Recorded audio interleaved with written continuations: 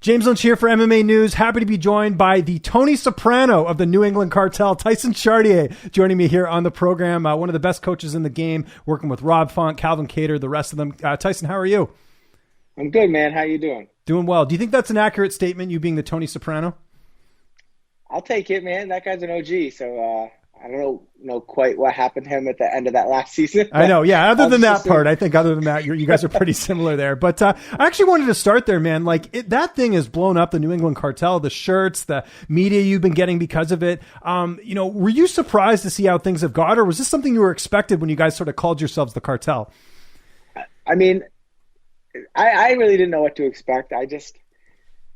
I knew that we were doing something special. I had this idea, 10, 11 years ago that things could be done in a different way. And I always kind of, tinkered around with it. And it was always in the back of my head. And then 3 years ago, we decided to commit to it. And, I was 100% confident that the idea would work, like that our way of training could work. But then when Rob came up with the name, the New England Cartel, it just instantly resonated with people. Like something about the cartel, maybe organized crime. I don't know, because it's like a bunch of good guys trying to sound like badasses. I don't really understand, but it definitely resonates. I think we got this almost like we're the bad news bears of MMA. It's like kind of us versus everybody.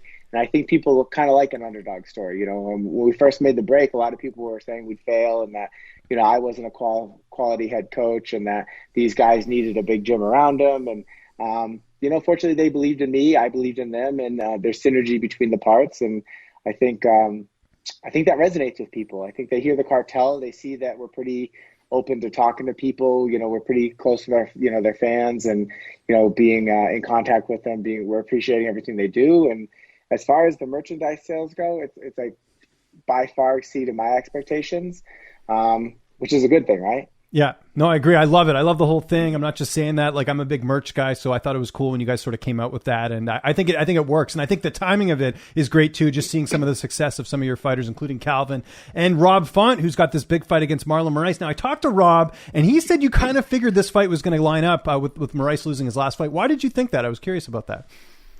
Well, a lot of times when you get kind of like taken out real quick, you have a bad taste in your mouth, and you want to get back in there real quick. Like, fighters don't like to hang around off a loss, especially like right now, in the time of COVID, where you don't know when the next fight could be. They could shut down for another 6 months or something. So when you get a loss like that, you just want to wipe that taste out of your mouth. And the only way to do that is to get back in there and get another win. So if you're looking at the rankings, we're sitting at number 11. He's sitting at number 3. Everybody between us is either booked, has already fought Marlon, is a current teammate, or is a former teammate. So we're like the lowest ranking guy, meaning the lowest number next to our name that could possibly fight him. So it's probably, hey, either fight Rob Font or don't get a fight. So that's kind of how it came together. And Rob sort of gave me a great quote in the interview. It's an early Christmas gift for him, in terms of getting this fight, because I really think the upside's huge. If Rob beats Marlon, I mean, that puts him immediately in that sort of contender spot, in my opinion, anyways, because you take on a Marlon Moraes, a guy who was literally, a couple of rounds away from winning the bantamweight title last year, to getting a win there. I think it's excellent. How much do you feel like pressure will play into this? Because Marlon has to win this fight. Otherwise, he loses 2 in a row. He's out of that spot. If Rob loses this, he can always use sort of the layoff or whatever as sort of a, not that anyone wants to use excuses, but do you think that the pressure is, going to get to Marlon a little bit, just knowing he has to win? I definitely think the pressure is more on Marlon than it is on us. Anytime that, there's a ton of upside for the win, there's a lot to gain, but there's not a whole lot to lose, other than the money. Marlon, he's got a lot to lose in this fight. He goes out there, he just lost to, I think he was number 1, he lost to the number 3 or 4, and now he's sitting at number 3. And if he goes out and then loses a second one in a row in a 5 to 6 week time span, and he's probably sitting at, number 7 now. They probably move us up to 5 or 6, move him down to 7. And, then he's got a lot of, a big hill to climb after that to get back into contendership. How much do you think Rob's durability will play into this? Because I was looking at his record. I don't know if he's actually been knocked out before, but I mean, he hasn't, in the UFC anyways, he hasn't been finished. And that's sort of Marlon's game. I know he has a submission win as well, but that was more of a knockdown / submission in that fight. Do you think that'll play a role in the matchup, just with Rob being not a guy that's easy to hit and take out? Rob got finished by Munoz, but that was more of a mental lapse than anything. He kind of let his guard down a little bit, got clipped a little bit, and then shot in on Pedro Munoz, which is kind of a death sentence. So, yeah, I mean, Rob's really hard to finish. I think, you look at Rob's weapons is he's mentally strong. He's got very good cardio. He hits hard. He's got the best jab in the division, and he's been focused on wrestling for 3 years after that Rafael Assunção fight. And this is his third time coming off a 1-year layoff, and he's killed both those other guys, Joey Gomez and Sergio Pettis. He's coming off a 2-fight win streak. His mental game has just gotten even sharper over the last year, with just, focused on rehab, the mental game, and then, improving. So, yeah, I mean, I just think we're catching him at a good time. I really feel like he's catching us at a bad time. I really think we're going to mentally break him. You've seen him in fights where he's a great guy. You talk to him out back. He couldn't ask for a nicer person. Like, I have no ill will to say about this person. But you see in some of his fights, he seems to break a little bit mentally. He kind of almost like you can, force him to quit mentally. He can kind of check out. And I think Rob has the skills to withstand that initial surge and then put fists in his face and make him kind of curl a little bit and back up and then kind of mentally check out.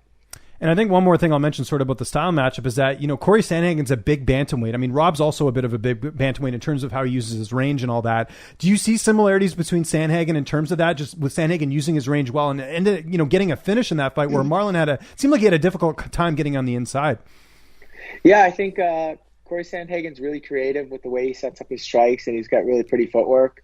And I think his creativity is a little bit different than Rob's, and his, the kind of the angle of his attacks and stuff like that. But when it comes down to it, Rob's got crazy range. I think he's a 71.5-inch reach for a bantamweight. Marlon's sitting at somewhere like 66, I think.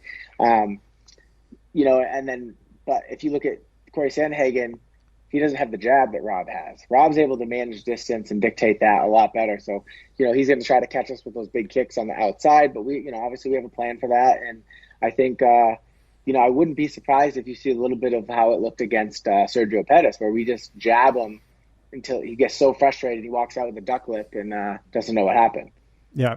And by the way, I think people don't give enough credit to Rob's win over Sergio. I know he's more of a flyweight, but you look at what he's doing in Bellator at 125, I think you can sort of see that Pettis is actually a very good fighter, and that should be counted more towards Rob's side in terms of, what he's been able to do in his career. Last thing I'll mention, is there anything in particular you've seen with Rob? It's been a while. It's been almost a year since we've seen him in the cage. Is there anything you look at in his game that, you're either looking to show in this fight or something you've noticed that he's improved on a lot? I just think it's his confidence and his skill set now, and his discipline to understand the importance of being disciplined in a fight. I don't know if that made sense the way I said it, but no, I know what he you understands meant. the point of you need to be disciplined for 15 minutes. And if you can look back on Rob's career, me being critical as a coach, sometimes where he struggled in the UFC, it's when he kind of just had a little bit of a brain fart, which happens, right? But over the last year, he's been focused on, some training, some other fighters, rehabbing. He got to reflect a lot on his career, watch some video, and then he's been able to corner Calvin in those fights. So when he's on the outside looking in and he sees when Calvin struggled in fights, it's when he kind of deviates and when he doesn't necessarily listen, or like, hey, we're saying to do something and he doesn't do it. But then Rob sees that there's a disconnect between, what coaches see outside and how easily, so to us, it would work so easy. Just do this, it'll work. And when you're in there, you don't see that all the time. So that trust that he has now, not that he didn't trust us before, but just getting that out-of-cage experience in those 5-round fights and those big moments and seeing how, like, Calvin could have beat Zabit. Calvin could have finished Ige if he just would have done the extra thing. And now he realizes that when he fights, he has that more trust in us, knowing that, like, all right, even if I don't see it right here, if they're saying it, it must be there. I think you're going to see a lot more synergy between the corner and then his actions inside the cage. Let's talk about Calvin Kattar. Huge opportunity against Max Holloway. I think everyone was thrilled when they saw this fight get made because it was, you look at the style matchup just on paper. This has got, fight of the night written all over it. How's his training going leading into this fight? I saw you guys putting the mats down and everything. I know you got to train during the holidays, but I mean, this is a huge opportunity for Calvin here. Yeah, we built a cartel COVID camp, and we got a warehouse that we set up his a cage in, and then a wrestling mat, and so we got a few limited guys that are coming in. We're giving access to very few guys because obviously we have to pass the COVID restrictions for Rob's fight this week, and then Calvin's going to turn around and he's going to be 3 weeks out. So we're really limiting who we're around, but we're just fortunate that our jiu-jitsu coach Nick Fiore, he's kind of the same build as Max, and Rob's number one prospect, Tom Pagliaro, looking to make his pro debut at 45. He's the same body type as Max. So we've got two guys that are already in our circle that have all been tested with us that are there every day. So we're fortunate there that we've got the bodies even with small numbers. And yeah, I mean, he never stopped training at, 18 or 19 week camp for the Stevens fight, came right out of that with a broken nose and a busted hand and was right back in the gym, and then was able to take a fight a few weeks later against Ige, on 1 month notice. And then right after the Ige fight, he got right back in the gym because we thought that we might be the replacement for Zabit and Yair. So we were already training. So when that fight came open, we were ready to step in. It didn't happen. So, and I said this a couple times, is Calvin was ready to do 5 rounds against Max if it happened December 5th or 12th or whatever. So, we looked at it as we just got an extra 5 weeks to prepare for Max Holloway, something we've been doing since July anyway. Yeah, and how much does, Calvin sort of feed off that Dan Ige fight? Ige's, also Hawaiian, very durable like Holloway is. Like, how much of a benefit is that, having that as his last fight heading into this one? I think it was a benefit that we got to go to Fight Island, so we're not that's not anything that we're thinking about. Yeah, we're going out to Fight Island. We've already done it. We're 1-0 in that cage. Max is 0-1. We understand that. So there's no the last 2 fights that we've had, it was where's the fight going to be against Stevens? Is it going to be on this date? What is the COVID stuff going to look like? And then it was, we're going to Fight Island. What the hell is Fight Island? And what's it going to look like? And all these, crazy expectations and unknowns. And now it's just we're going to do what we've been doing. And, we're fighting the number 1 guy. A lot of people think he's the uncrowned champ. He's probably the best that's ever done it at the 45-pound division. And Calvin wants these big moment opportunities. He earned the right to fight the number 1 guy and then call himself the uncrowned champ and get a title fight. So I think, he's earned everything he's getting. He's excited about the opportunity. And I think he's really going to show the rest of the world why he really does deserve a title shot. Yeah, we're definitely looking forward to that coming up here next month. All right, wanted to ask you about a couple other fighters that I know you manage / coach. Alex Baloo, what's sort of the latest with her? I know her fight got canceled. I know she's just been dying to get a fight here. Any fight updates with her? Yeah, we've been in talks with a promotion. I don't want to say it just because they're waiting. It's, a local promotion. Of course, yeah. But it looks like we're going to do a multi-fight deal with them. They're doing shows right now. They're really interested in her. They have a lot of females fighting. It's not Invicta. So I'm actually just waiting on a call. I was just texting with Alex. I'm waiting on a call. So we're trying to work out a 3 or 4 fight deal with this other promotion to just get her active. She's been out a couple years since her pro debut. She had the ACL tear. Then we were trying to get her fights. A couple fell through. She was supposed to fight a few weeks ago at CES. That fight fell through on 3 days' notice. So it's been tough, but she's in the gym. She's still training. She's still getting better. So I'm excited for her to just finally get back in there. Hopefully, we're looking at February, March with this new promotion. I know you don't manage him or anything, but you're very close with him. Rocco Martin, what's the latest on him? Because I know he had that knee issue with an infection, I think, after his last fight. How's he holding up? I assume you've talked to him. Yeah, he's crushing the PT. He's lifting a lot right now, trying to get his leg back. He lost a lot of muscle mass in the leg because of the staph infection from the little surgery. And he's just trying to get his strength back. I think he just started grappling again. So he should be, we're thinking within another month, he'll be able to tell the UFC I'm ready to book. And then hopefully, he can get that new contract and get back in there and show why he's still a top contender. I'll say it a million times. I think he won that Neil Magny fight. So for him to not get another contract with UFC, to me, would just be a big mistake. Mitch Raposo, this is a guy we're going to see very soon on a big stage, in my opinion. What's the latest with him? I know it's tough for him to get fights as well, at his weight class especially.